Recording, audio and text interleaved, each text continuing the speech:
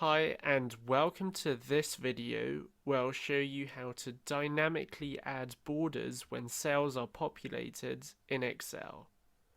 In our example, we have a list of students, and as you can see, we've added borders around the names.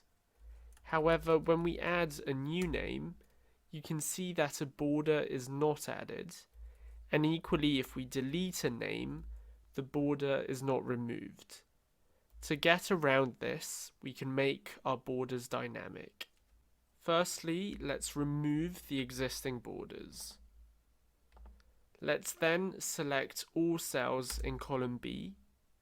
We can then go into conditional formatting within the Home tab and click New Rule. We'll then tap Use a formula to determine which cells to format, and within the formula bar, we'll select cell B2.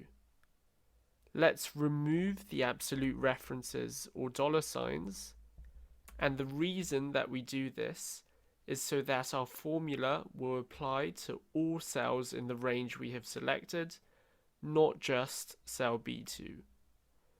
We'll then add the less than and greater than signs to give the not equal to condition, and then type speech marks with nothing in between, which represents that the cell is empty.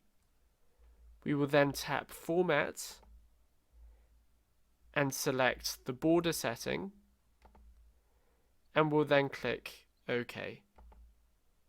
What we are telling Excel is to add borders to cell B2 if the cell is not empty. Let's now exit and test it out. Therefore, Excel has automatically applied borders to all the non-empty cells.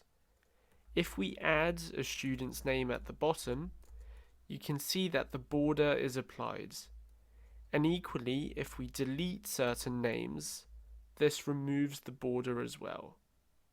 So that's how to add borders dynamically when cells are populated in Excel. Please give this video a thumbs up if you found it useful, and subscribe to the Excel Hub for future Excel tutorials, techniques, and examples.